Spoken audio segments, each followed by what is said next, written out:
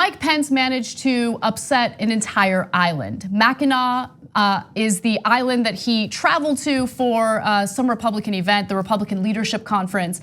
And Mackinac, which is an island that's part of Michigan, has banned cars since the late 1800s. It's actually a point of pride for them.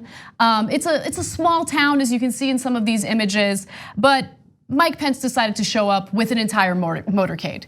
And so people on the island were upset. I want to give you some quotes from Michiganders, including this one Michigander who on Twitter said, "For those not from Michigan, you should understand what a huge transgression this is.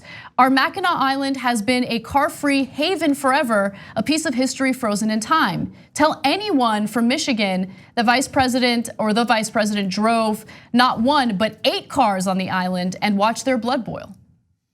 Yeah, it's totally gratuitous and unnecessary.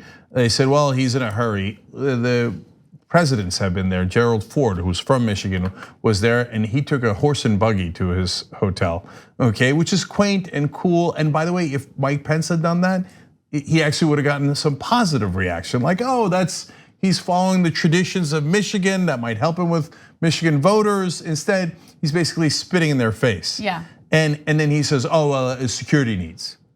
Really? There's a lot of terrorists on Mackinac Island, and they're gonna what, skateboard up to you and cause trouble with your entire Secret Service surrounding you? I'm pretty sure you would have been all right. This is just another example of these guys are out of control. They don't think the rules apply to them, and we're still waiting for any sort of accountability or Democratic leadership to do something about it. So yes, exactly.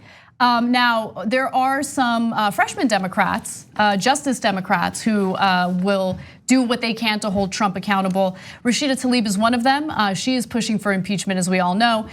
She tweeted, "Disgusting, I'm in such disbelief that this was allowed to happen. This administration doesn't care about the law, the US Constitution. So it shouldn't surprise me so much that they don't care about our history or traditions." Well, to be fair to the Republicans, they do care about some traditions, like the worst ones. Well, no, the traditions in the South of keeping slaves and their heritage and the Confederate flags, etc. So when it comes to slavery, they say, hey, heritage. Oh, no cars allowed in that island? Let's drive 8 SUVs through it and ruin a history that goes back to 1898, right? So if it's a positive tradition, we'll almost literally steamroll it. I mean, even the cops are on bikes. It's just no, you don't get it. No cars at all. Yeah. Since 1898.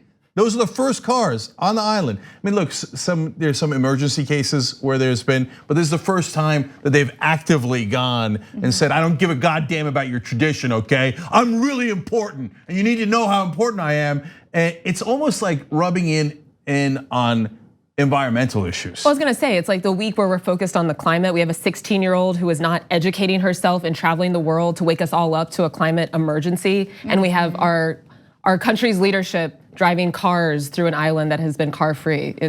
And even some right-wingers have called Pence out on this, including Greta Van Susteren, who tweeted, "A motorcade on Mackinac Island? How can that be? Google Mackinac Island." So, I mean, it's not a super aggressive tweet, but at least she's criticizing Pence for his decision to put 8 cars in that motorcade. Yeah, Greta would say she's not a right-winger. Let's say a former Fox News host. Oh, okay. Okay, all right. 2 easy ways to follow the Young Turks. One is hit the subscribe button down below, then you're a TYT subscriber. And second is ring the bell. And when you do that on YouTube, you're notified of our videos.